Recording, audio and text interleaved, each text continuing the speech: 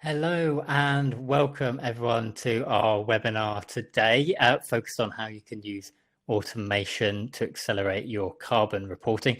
I'm Michael Crean and I'm the Marketing Content Manager at Normative and will be hosting today's session. We're delighted to have you join and are looking forward to getting stuck into the content. But before we do, there are just a few housekeeping notes that I would like to go through. First of all, we're going to be here for 45 minutes. This webinar will be recorded, so you'll receive a version of that recording as soon as we're done here. Please submit your questions throughout the session, as you'll see on the screenshot on this slide, the question function in the bottom right of your screen.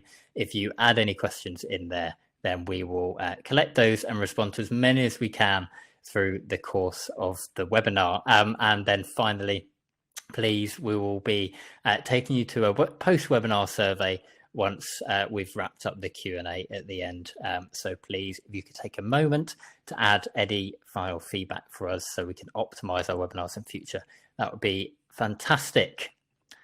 Okay, so on to today's speakers. First off, we have Smitya Vaskovic, one of our experts on climate strategy at Normative. So, Smitya, would you mind saying hello and giving us a brief introduction to you and your role? Yes, of course. Hey, my name is Smitya and I work at Normative as a senior climate strategy advisor, and I mostly work with customers. And today I will share some insights from my customer work.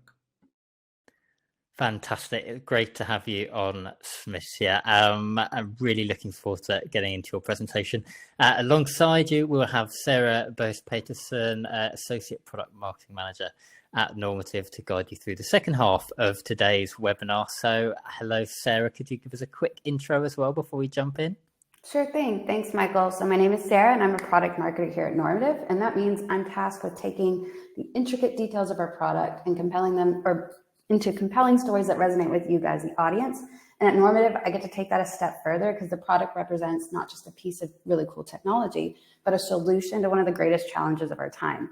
And I'm excited in my part of the session later where I'll get to see or show you guys what our team's been working on to get you guys a carbon baseline quickly that you can trust and set the foundation for your business's net zero journey. Fantastic. Thank you, Sarah. Delighted to have you both on. And just to give everyone a quick overview of the agenda, what we're going to cover in today's webinar. I will start off just giving a quick overview about Normative, what we do, and then we'll jump in. Smitya will cover an overview of the reporting process and then go through some common challenges that organizations are facing.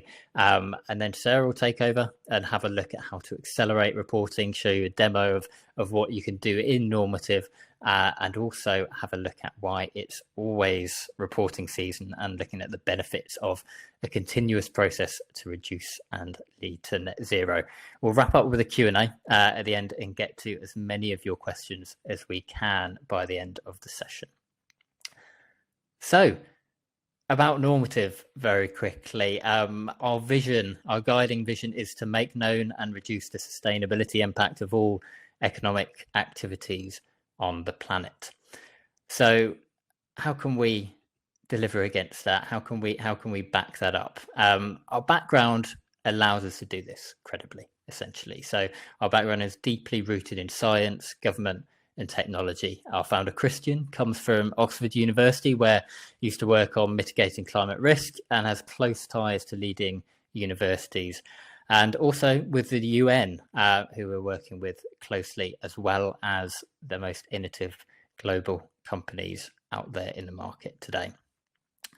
So on to what we do. We deliver accurate carbon emissions profiles through scopes 1, 2, and 3 so that you can make immediate and verifiable reductions in your organization's emissions. And we underpin that with this approach. And there are 3 core tenets to this approach. Number 1 is scientific integrity. So everything we do is built on a foundation of science and accuracy. We've talked about our background, the people involved, but from beginning to end, our approach is informed by science and best practice to ensure that your compliance, your financial reporting and certifications are future-proofed and reliable. Number two, responsive insight. So literally we make carbon visible through carbon calculation. So our carbon insights are based on a vast selection of detailed emissions factors, a transparent calculation methodology, and we bring that to life with customizable dashboards for you. So it's designed to reflect what your business actually looks like, and means you can slice and dice the data to see exactly where emissions are coming from or where you need to act. And finally, we have connected and continuous action. So when carbon is visible, it can be used by many, many parts of your organization, and Normative makes it possible to connect your organization, whether procurement or finance, with the right carbon data. So on the flip side of that, you can also decentralize data collection from various teams in your entire supply chain with automated collection. So everyone can join the process, everyone can learn, and everyone can see carbon. And these are just some of the fantastic companies that we're very proud to be doing just this for. If you want to find more detail on those, you can find a custom section on our website to dig into the depth of what these companies are doing with Normative. And with that, I will hand over to Smitsya, who will take us into the heart of our webinar today and kick off by going into an overview of the reporting process. So Smitsya, I will leave it with you. Thank you, Michael. So first, I wanted to start with a short overview of different ways of doing carbon reporting. There are different ways to do your business carbon reporting. These three most common are in-house using the third-party consultant or a carbon accounting software. And of course, each option comes with its own unique strengths and weaknesses. For example, when handling carbon calculations in-house teams have direct access to the financial and activity data, which is a plus. However, in-house teams always rely on the manual process, and it of course requires a huge amount of time and a huge amount of energy because businesses have many sources of emissions, and in-house teams are often unable to adequately categorize and process emissions across all relevant scopes. When it comes to consultants, the consultants are well suited for organizations that require custom solutions and specialized expertise. Consultant firms can provide a more holistic approach to ESG strategies and, of course, facilitate more broad business initiatives. They can act as a complement to in-house teams or digital solutions such as Normative. But I would say that there are some key disadvantages to take into account when considering consultancies, because when it comes to the actual calculations, consultant firms may apply a proprietary methodology, so they don't necessarily provide complete coverage for Scope 3 emissions, and they don't necessarily use the most updated emission factors. So there is something to be mindful of. And many consultant firms rely on manual approach, and that may require a significant investment of time and budget. And here at Normative, we streamline carbon calculations. So we empower in-house teams. So then they spend time implementing reduction initiatives. And this is something I will be emphasizing today. So not working on endless spreadsheets, but actually working with the results. In the next part, I wanted to talk about how we plan the sustainability reporting with our customers. So we start every project with a kickoff meeting. During the kickoff, we discuss the team structure and governance. What we want to understand is who will be involved in the project and at what stage, what exactly is their responsibilities. And apart from that, we will set the success markers. We normally talk about the success markers for the next, well, let's say 3 to 6 months. And it's really important to agree on them early on and set them right at the very beginning, because they will influence the entire project. So you need to ask yourself what exactly you're trying to achieve. Do you want to collect data and just to report your emissions? Do you also plan to use it to set a target, maybe a science-based target? Do you plan to engage your value chain? Will you report to any mandatory or voluntary frameworks? So these are the things you need to think early on, and we encourage our customers to think about it and put it on paper, so to make it a part of the action plan. The most important part of the kickoff meeting, and sometimes it takes even more sessions than one, is the data gathering and setup. We need to go through all the categories of emissions and understand whether they are applicable or not. And if they are applicable, so if we find them applicable, then we will discuss the data collection requirements and the data collection strategies. Of course, during the meeting, we will also show our platform and then introduce different features that we have to set up. The user access, projects, and data collection. After the kickoff, we normally give our customers some time to collect the data, and it's not uncommon to have a few Q&A sessions to go again through the data collection requirements or discuss the challenges in the data collection. When our customers share the data with us, we will process it and calculate the baseline and hotspots. And when we say hotspots, we mean, of course, hotspots of your emissions. So we talk about activities, we talk about suppliers, and the categories that drive your emissions. And the hotspot analysis is the foundation that will drive your future plans, especially in relation to your net zero journey.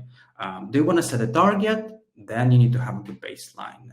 Do you want to engage with your suppliers? And then from the hotspot analysis, you'll see which suppliers are the drivers of your emissions. Do you want to start reducing your emissions and thinking about the reduction initiatives? Here again is your hotspot analysis. So you see which activities have the highest emissions within your organization. It's an iterative process. So it's something that in a way never ends, because there are a lot of data points to collect. It can always be better, and you can always have more accurate data. So what we're trying to do here at Normative is to make sure that this measure part, what we call measure journey, is as smooth as possible. And today we will focus on the automation, and my colleague Sarah will talk more about it. But before we go in there, I would also like to mention a few most common challenges that we experience in this process, in this journey, and share some tips and tricks that I hope will help you to prepare for the next reporting season. So the first challenge is understanding the reporting requirements. It's a very common challenge that we see among our customers. Navigating this alphabet soup of all voluntary and mandatory reporting frameworks is difficult. You have CSRD and SCCR, for example, and they're mandatory. And then you have GRI and CDP, they're voluntary frameworks.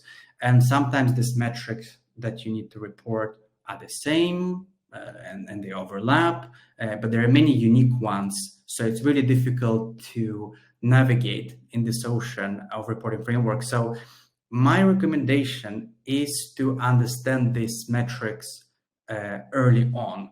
So you need to ask yourself, what are the KPIs that need to be measured and reported? Which frameworks are you planning to report on? And you need to understand it at the very beginning of the project. The next challenge is collecting all relevant data. I recommend trying to answer these questions early on in your project. What data is needed for GHG accounting or carbon accounting? What data do we need to calculate the metrics? Where does it sit in our organization? Which departments do we need to involve? Which data owners do we need to involve? Do they know all the requirements, etc.? It's something that takes a lot of time, and in my experience, it's quite time consuming to collect this data from internal data owners for various reasons.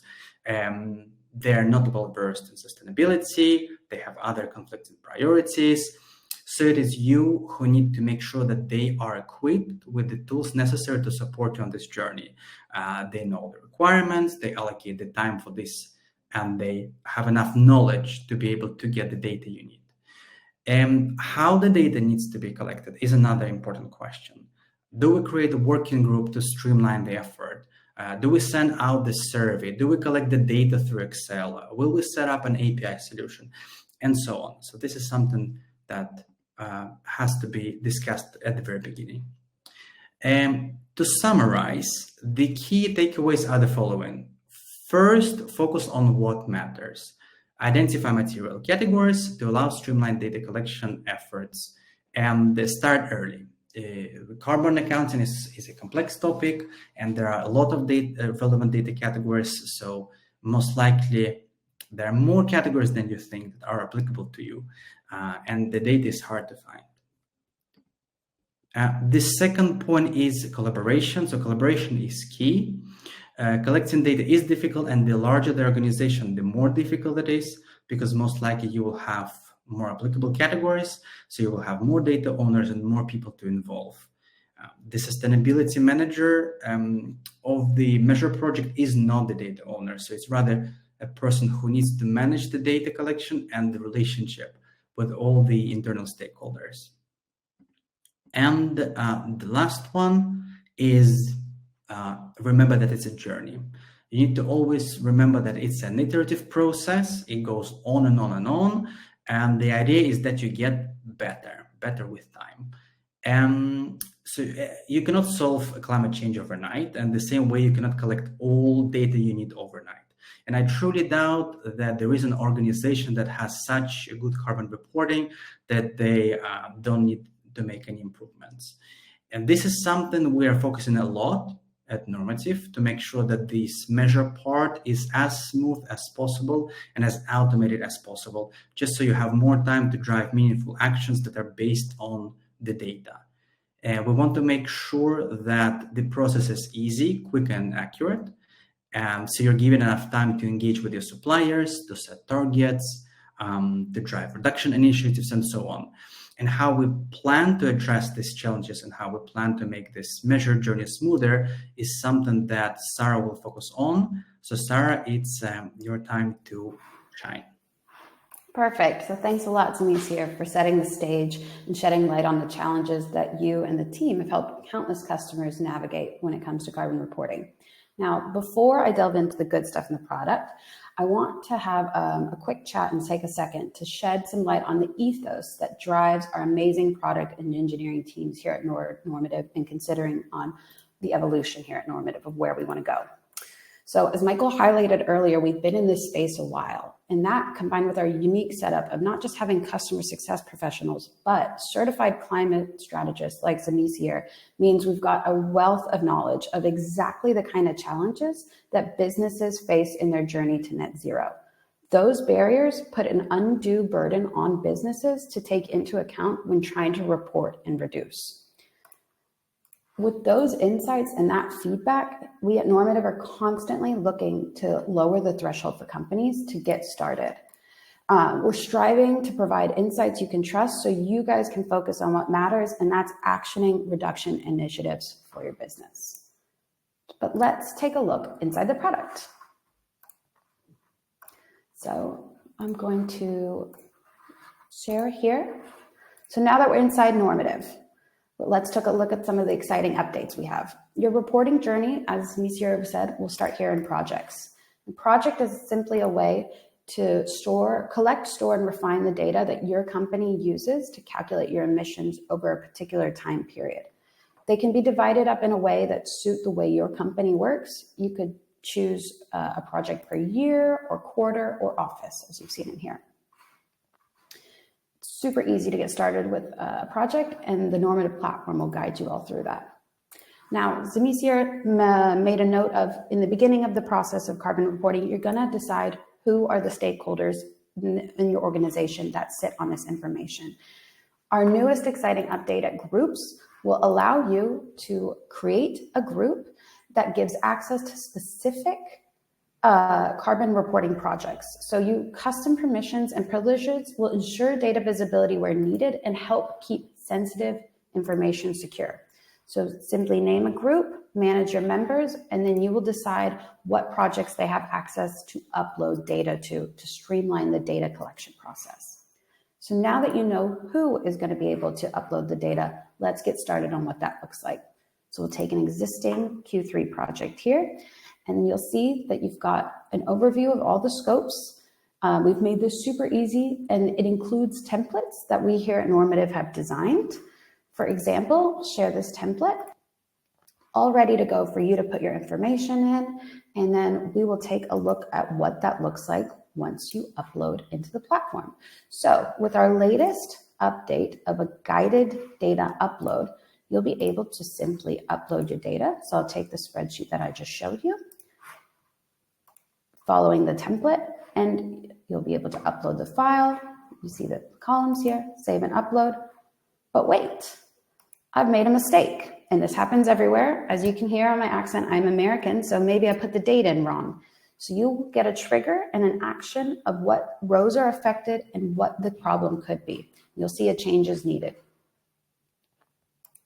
This is going to slow down the time it takes for us to bring you your carbon calculations and get you your baseline quicker.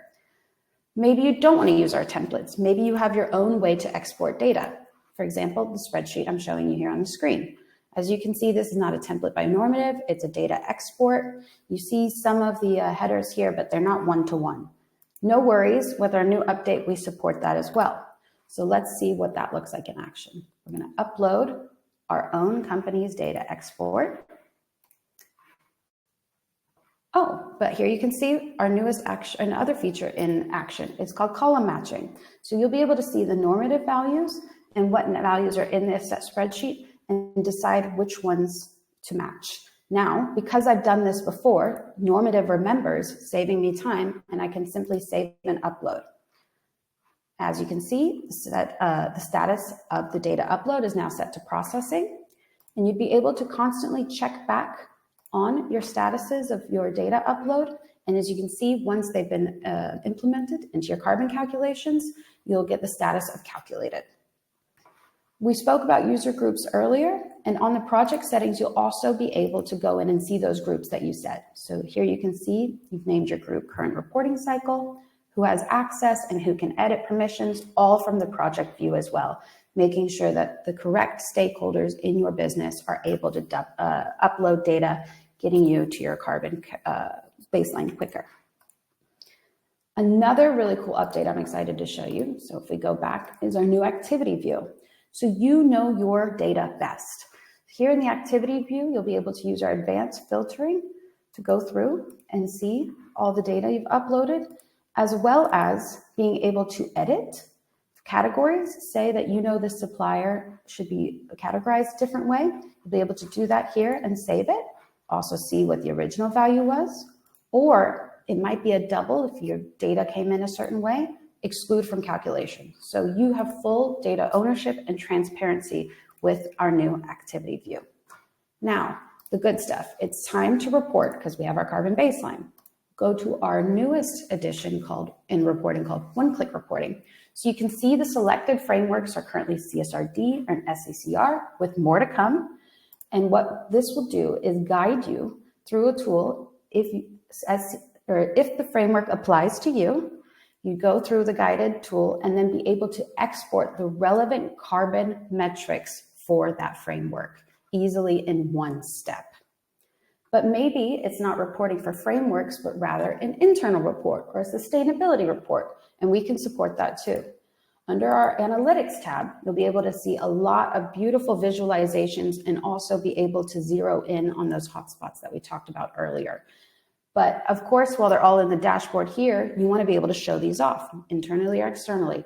Easy. You just kind of hit export, and we support a variety of different formats that you can export directly from the platform. So the days of snipping, screenshotting, clipping are over.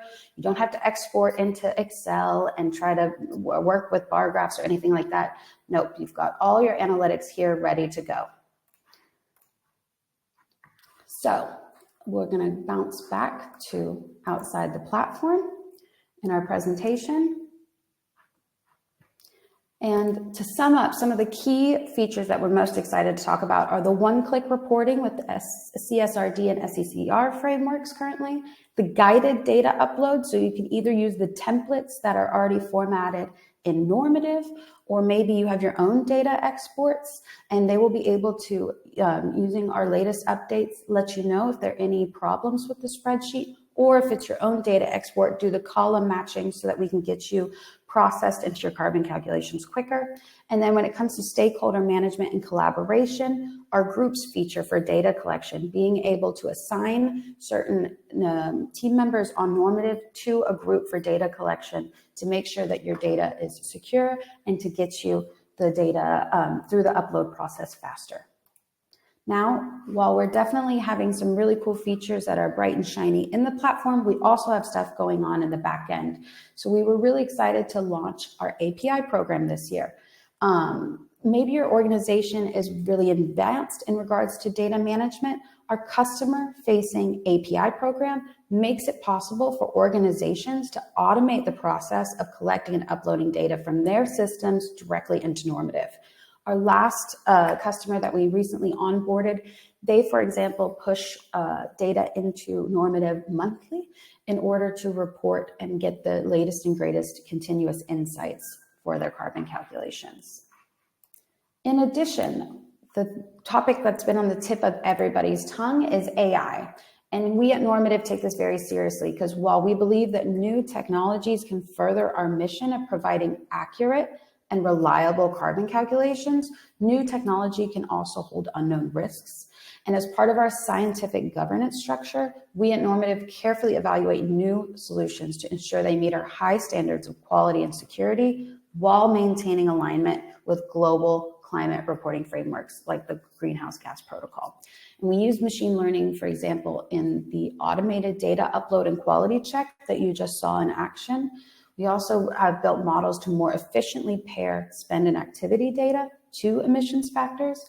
And we are building AI tools that support our data scientists and quality assurance professionals to more quickly uncover any errors or discrepancies in their carbon data. And again, all of this is in the goal of reducing that threshold of time and effort to get you trusted carbon calculations. And I'm going to talk about why it's always reporting season. So Smitsir touched on this, and I will as well, that this is an iterative process, right? So consultants will sometimes get a screenshot of what's going on and give you a static report, but unable to actually action real change and track progress. This is all a process that keeps going.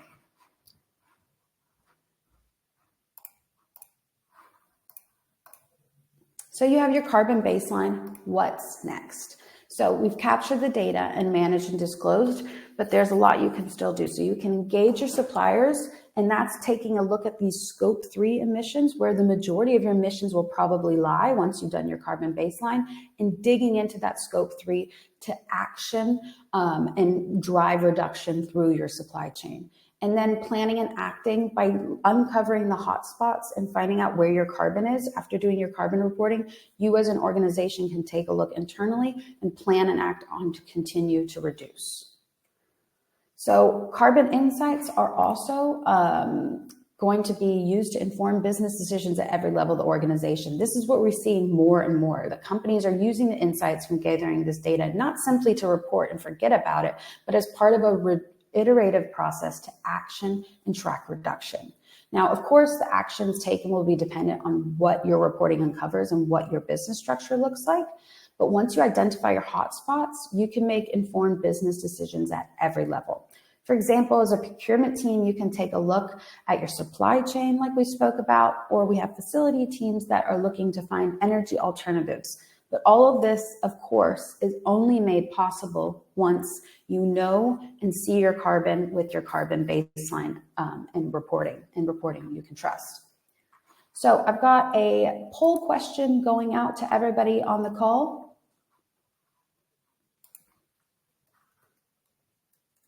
And it's going to be regarding scope 3. Let's see if it will work.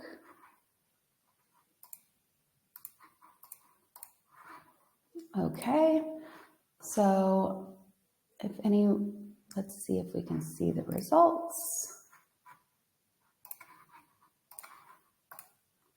Okay, oh, great results. So we've got some votes in. So are you engaging with suppliers and asking for carbon insights? Oh, and we've still got some votes coming in, but we've got them kind of spread all over the board.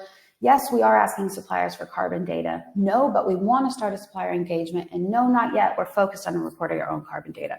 So like we said, this is a journey. There's no right or wrong answer here. If you need to do your carbon reporting for the first time, then supplier engagement might be further down the line. But we have some people here on the call that are already doing this.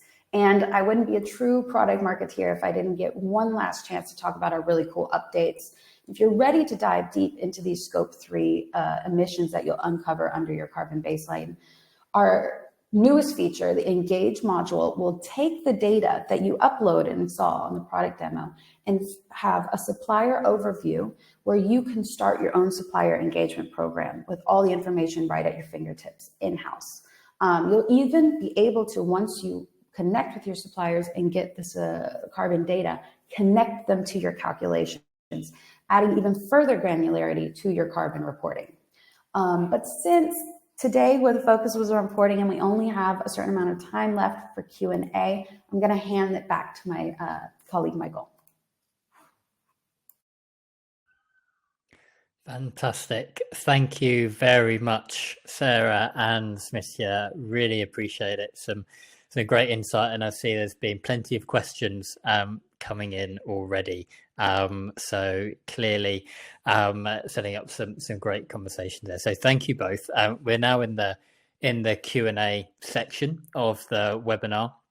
So just a reminder, if you have any further questions, please do add them in that question function in the bottom right corner of your screens, and we will get to as many of those as possible. And before we jump into those, as a reminder, if you want to go into any more detail on what you've seen here, you can reach out to us and book a demo with a Normative climate specialist via the link that'll be shared in the chat. So first off, I have a question that I'm going to throw over to you, Smithia, to kick things off. And it is, where do we even find all the CSRD metrics? I think it's a really good question, because CSRD is a really comprehensive framework. So it has a lot of data points, a lot of requirements. So the organization that developed ESRS standards is called EFRAG, and EFRAG has a newsletter. And if you're not subscribed, you should, I think, because it's quite helpful. But then on their website, they have a list. Well, at least it's a draft list. That's what they say. It's a draft of all ESRS metrics. So all ESRS data points are there. They have published it recently. So I believe it's already on the website, and I think they shared more information about this on their LinkedIn. So if you're wondering what are the data points that you need to report on, then please check their website or LinkedIn, and you'll find this Excel sheet with all the metrics. Fantastic. Hopefully that helps. Please do let us know if you need any more information, but I think it's a quite comprehensive answer there, Smithia. And secondly, kind of we'll follow that up with you actually as well around a question we've got coming in. Are SECR and CSRD the key main mandatory reporting frameworks? I think it depends where you are in the world. I think it's just SECR and CSRD are the most common in our customer portfolio. So SECR is mandatory for the UK companies, and CSRD is mandatory for European and non-European companies. And I think it's estimated to affect around 50,000 companies in total. And as I said, there are a lot of data points. So there are a lot of requirements, and we see many companies struggle collecting all. There are many data gaps. So I would say that it's quite, that's why we focus on those two in the first iteration of the one-click reporting. But we are discussing including more. frameworks in the future, and when we have an update, we will share it on our website. Great, thank you, Smitya. Next, Sarah, I will bring you in. We have a question about how do you engage with suppliers? So and also, do you have this part automated? So I will throw that over to you. I love talking about this, Michael, because this was our latest release here in Q4, was the Engage module. And what it does, I touched on it briefly, but since you asked, I'll get to talk about it again. It takes your carbon data that you've uploaded to do your carbon calculations and gives you a full supplier list so that you can begin to prioritize who it is you engage with. So we see some customers doing top 10 suppliers, or they go even more niche and maybe it's all German suppliers. You have the flexibility to do that within the platform under these engagement initiatives. And how you actually get the primary supplier carbon from your data is a link that is automated from the supplier to be able to send our curated supplier survey to the different suppliers and bring them all back into the platform to get an overview on the inside, so you can compare and see where they're at and track progress and begin to make meaningful or have meaningful conversations to engage with your supply chain. And if you want to see more, I know Michelle we shared a link earlier, or check out our website or book a demo, and we'd love to show you it in action to take a look and really get into Scope 3 and how you can reduce your Scope 3 emissions through engaging with your value chain. Fantastic. Thank you very much, Sarah. Comprehensive as I would expect with you on the back of that presentation as well. Smitya, I will come back to you. Another broader question, an important question, but how do we know which mandatory frameworks apply to us? It's a good question. I think there's just so many, and as I mentioned, there is this alphabet soup of all the reporting frameworks. So if you're wondering which frameworks apply to you, I encourage you to check our carbon legislation tracker. So we have this tracker on our website, and I think it was posted in the chat too. So there is a link in the chat. You can answer some simple questions and see which frameworks are applicable to you, and then you can start from there.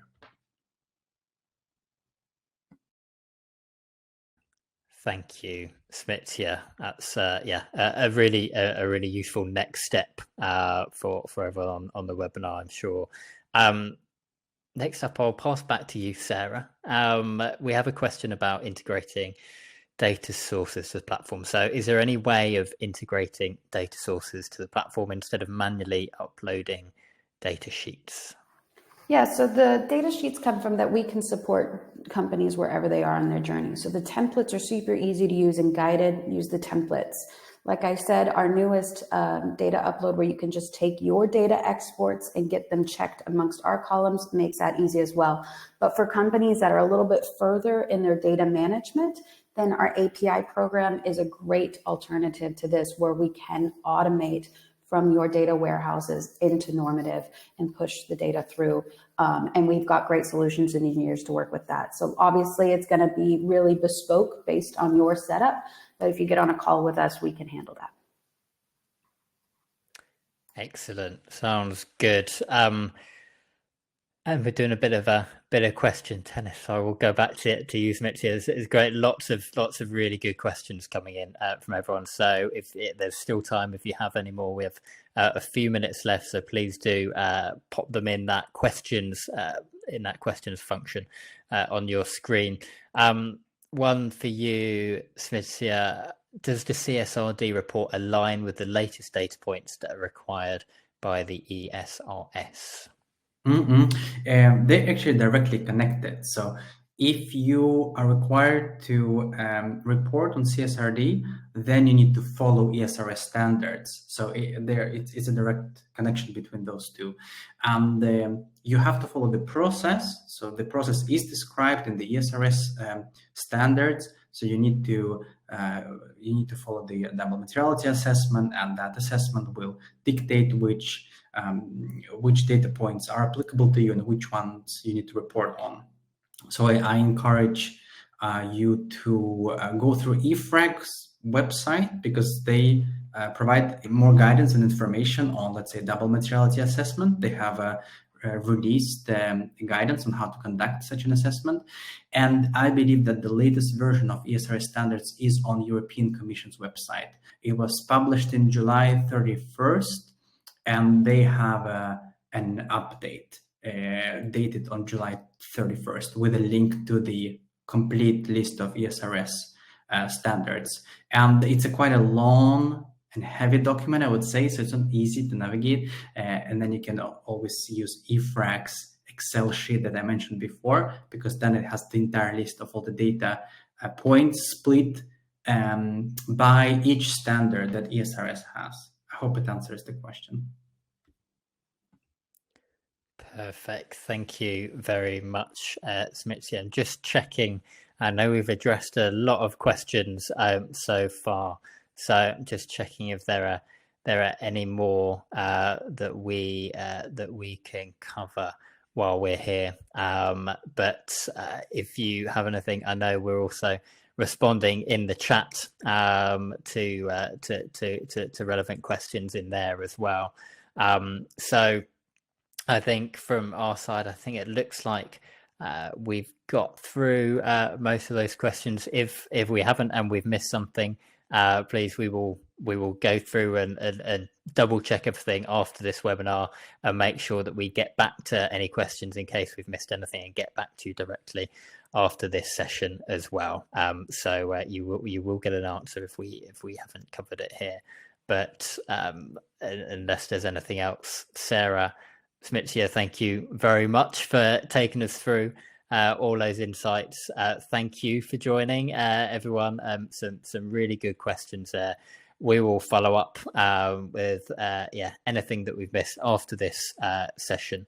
And also, you will get this recording immediately after we have wrapped up as well. So if you want to listen to this on demand again, you have the recording there to do so. So thank you all very much for joining. If you wouldn't mind taking just one moment after the webinar, you'll be taken to a feedback screen where you can just let us know your thoughts and how this went, and if there's anything that we need to improve and can help in future webinars, we would do that. It's really, really valuable feedback. So thank you all for your time, and hopefully this is a great help on your reporting journeys, and we would love to help you further. So thank you. Enjoy the rest of your days, and we will get back in touch with you after this session as well.